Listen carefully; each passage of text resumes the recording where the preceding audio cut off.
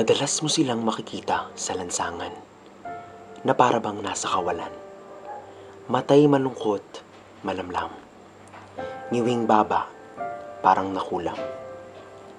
Ako'y napalingon at biglang naawa sa kawawang naghihirap na bata't matanda. Sa buhay ng maralit at walang-wala, may kung anong pumapasok sa aking diwa. Hindi gumagamit ng salamangka ng pagmamakaawa upang magtamo ng biyayang barya.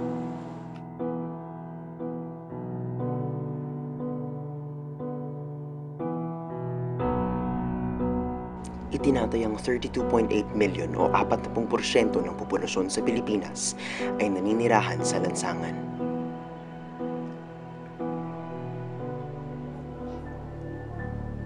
Ito ang sa likod ng kamera.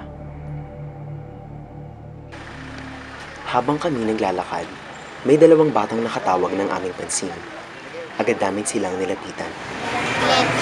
Glenn Paul. Tas ikaw, Paul? Magkapatid kayo? Ah, hindi kayo magkapatid. Magkalaro. Magkalaro kayo. Kasi mga magulang mo yan. Sa Philippines, habang ako nagtatrabaho ko traction. Ah, mama mo nasa? Nag-aalaga ng kapatid ko. Ah, nag-aalaga na. Eh, ikaw? Asan mga magulang mo, kuya? Walay na. Ah, ba't kayo nandito? Nalilingi ko. Ah, nangihingi ng pera. Nag-aaral ba kayo? Gusto niyo makapag-aral? Ano bang pangarap niyo paglaki niyo? Anong pangarap niyo paglaki niyo? Hindi mo alam kahit ano? Gusto mong maging? Gusto mo maging paglaki mo? Guardia. Guardia? Gusto mo maging gwardiya? Bakit mo gusto maging gwardiya? Para makatulong. Para makatulong. Eh ikaw, Glenn Paul. Eh, ganito. Ayun. Ayaw. Hindi ka. Paul! Nahihiya. Ikaw, buti ka pa, no? Gusto mo ng ice cream? O sa'yo na lang, oh. Dapat yan. Sige, salamat Paul, ah. Salamat. Sa aming pag-iikot ay may nakita kami isang bata na para bang may hinahanap. Kasama niya pala ang kanyang mga kapatid. Naghahanap ng makakain. Iwan na po. Sa computer.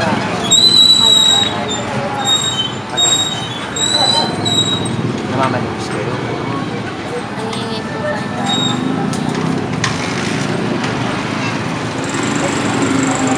May mga talent pa kayo? Sumasayaw ba kayo? Kumakanta kayo? Sige, kantahan nyo kami, King.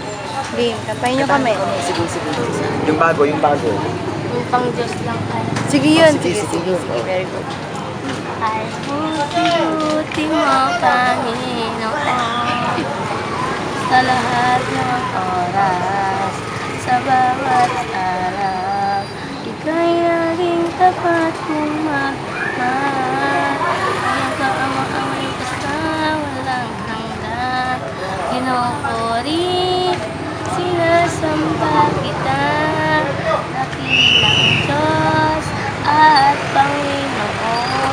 Tunay na ika'y walang katulad, tunay na ika'y di magbabago. Kay buti ng Diyos na sa akin ay nagmamahal, kay buti ng Diyos na sa akin ay nagmamahal. Galing. Bata pa lang ako, madalas ko na siya makita ang namamanihos. Dala-dala ang kanyang lata at karato ng may nakasulat na pahingi ko ng barya. Kakaiba siya dahil isa siyang people. At sa kabila ng paghihirap, nakukuha niya pa rin ngitian ng bawat nakakasalubong niya. Ano ba ang tingin mo sa mga pulubi? Yung mga pulubi, actually hindi lahat sila mababait. Meron din akong na-encounter na bandang sa may Walter. Dun sa, sa may jeep, yung mga bata dun aakyat ng jeep, tapos magbibigay ng sobre. Tapos pag hindi mo sila nabigyan, minsan sasaktan ka pa nila, tapos mumurahin ka pa nila. Yung mga pulube, syempre nakakaawa sila. Pero hindi sa lahat ng pagkakataon, lagi ko silang binibigyan ng limos. Lagi ko kasi na-experience pa uwi galing Lasal. May mga batang badge daw na aakit sa jeep. Yun yung mga batang hindi ko binibigyan ng limos kasi alam ko, nagaling silang sindikato. Nakakaawa rin naman kasi yung mga pulubi, lalo na yung mga matatanda. Naaawa rin naman ako sa mga pulube, lalo na dun sa mga matanda, may mga sakit. Tapos yung mga bata na nakikita ko sa mga lansangan. Nakakaramdam talaga ako ng, alam mo yun, parang may kurot talaga sa puso mo. Kasi bata pa sila, tapos kung saan sila tuloy, di ba dapat kapag mga bata, nasa maayos na tulugan, yung parang gano'n. Kasi syempre, pwede silang magkasakit, di ba, yung gano'n. Tapos, yung minsan, hanggat maaari talaga, gusto kong talaga sila tulungan kahit estudyante lang ako. I came from Timor-Leste.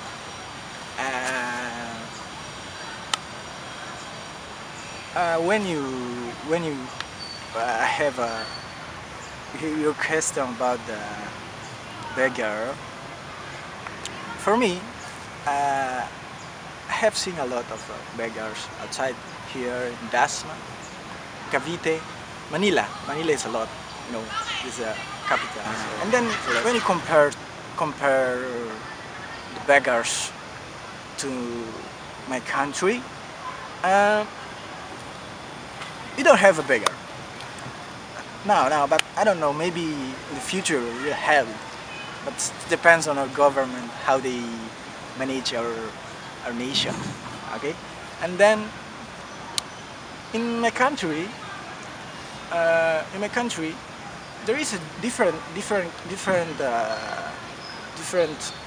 not beggar, you don't call it beggar or something like that.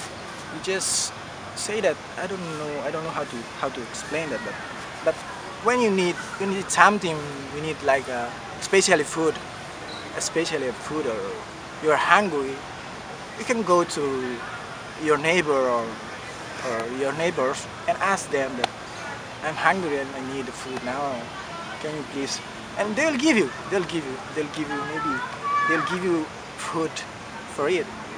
But here, I think difference. It's very individually. Here, it's very individually. Even sometimes, when I went outside, sometimes even the students or the people, they are eating something, and the people asked them to give, but they didn't give it. This is a big problem. Dati dito sa mga pulubi na to, pag nakikita ko sila, naalala ko yung mga luma akong experiences. Kasi dati, dumanas din naman kami ng paghihirap na halos malimos na din kami. Dahil ang daming nangyari na halos sa umaga, iisipin ko namin kung makakain pa kami, kung magkakaroon pa kami ng baon puntang school, kung makakapasok pa nga rin kami ng school, kasi sobrang hirap talaga. Pag nakikita ko sila, naalala ko yung sarili ko, naiisip ko, makakalis din kaya sila dun sa hirap na dinadanas nila ngayon. Sana, nihiling ko, na maging katulad din namin sila, na one day, pagising nila, maayos na rin yung kalagayan nila. Hindi na sila maghihirap, hindi nila kailangan malimos para mabuhay.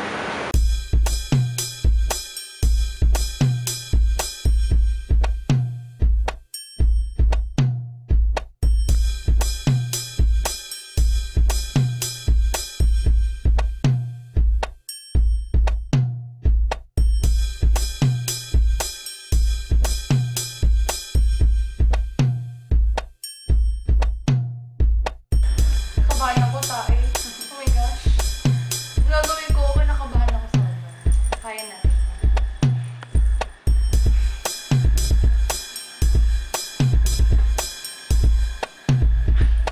Ay, bahan.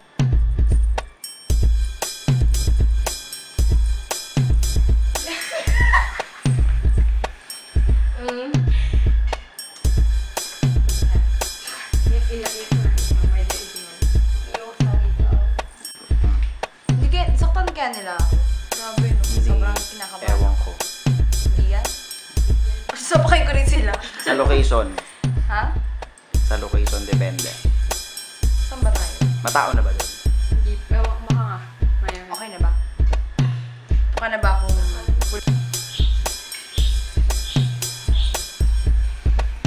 Wow, parang bagay din. Parang ako sisunod ka rin. Ay, papag ako balik. Ay, mo subo. Kailangan ko na maging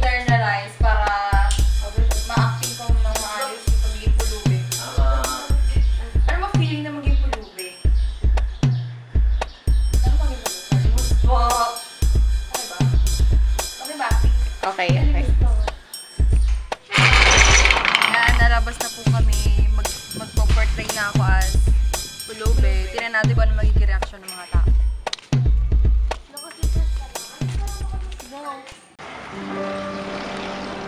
Habang ako'y naglalakad, wala akong malay so kung ano man ang mangyayari.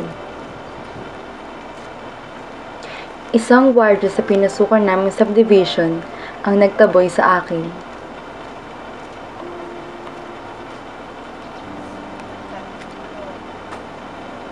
Pati si Manong Hardinero, tila ayaw akong tulungan. Hindi ko inaasahang mangyayari ito. Pumesto ako sa isang tindahan upang mag-abang ng ligimusan. Mayroong mga taong hindi ako pinansin. Nagdaan pa ang mga minuto, tila madalang ang mga tao.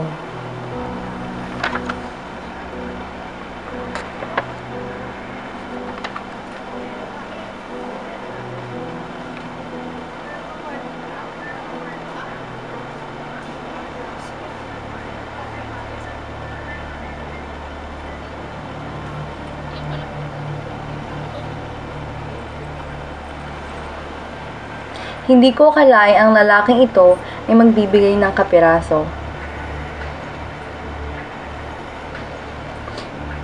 Sadyang may mga mababait pa rin palang mga Pilipino.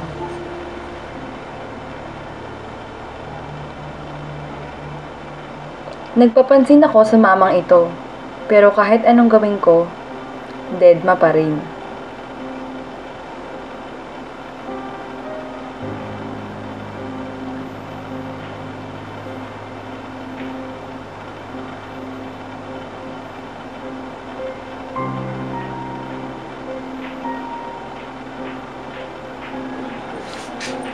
Yung parang medyo wallet na. Yung parang... Yung wallet na di ganun. Huling dumating ang siyang Leather siya. kantig ng aking damdamin. Paano kung hindi solid? Oo. Hindi. Mura lang ang nilin natin ng mga worth pesos. May pena ba? Otas na, oh. Ayan. 5 pieces lang. Hingin ka sa mga loko rito, ha? Magkano? Pwede. Ulawin ako sa imo 5 yan. pieces. Eh, sa muli na ako ng 5 pieces na ganun. Tapos,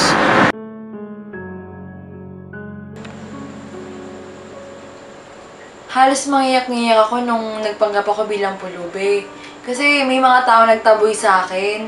Eh, gawain ko yun dati. Hanggang ngayon, minsan, kapag may mga pulubing lumalapit sa akin, tinataboy ko sila kasi ayoko sa kanila eh. Iba pala yung feeling no kapag kapag ikaw na yung nasa sitwasyon nila. Sobrang dami ko natutunan sa pagpapanggap ko.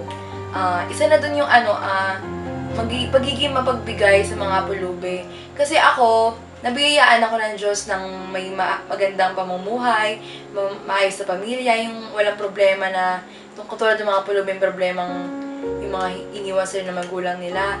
So, dapat, parang sinishare ko dapat yung mga blessings na natatanggap ko sa kanila, hindi yung nagdadamot. Kasi, actually, madamot ako pagdating sa mga pulubi. Pero mula nung ginawa namin tong ethnography to, naging mapagbigay na ako sa pulubi ko. Minsan nga, mangiyak-iyak ako pag binibigyan ko sila. Yung ganon, tsaka iba talaga yung feeling kapag pulubi. Paano lang, diba, kung ako naging pulubi, diba, ganon. Sa experience na to, sobrang namulat ako sa realidad ng buhay. At ang masasabi ko lang, sobrang dami yung matututunan sa likod ng camera.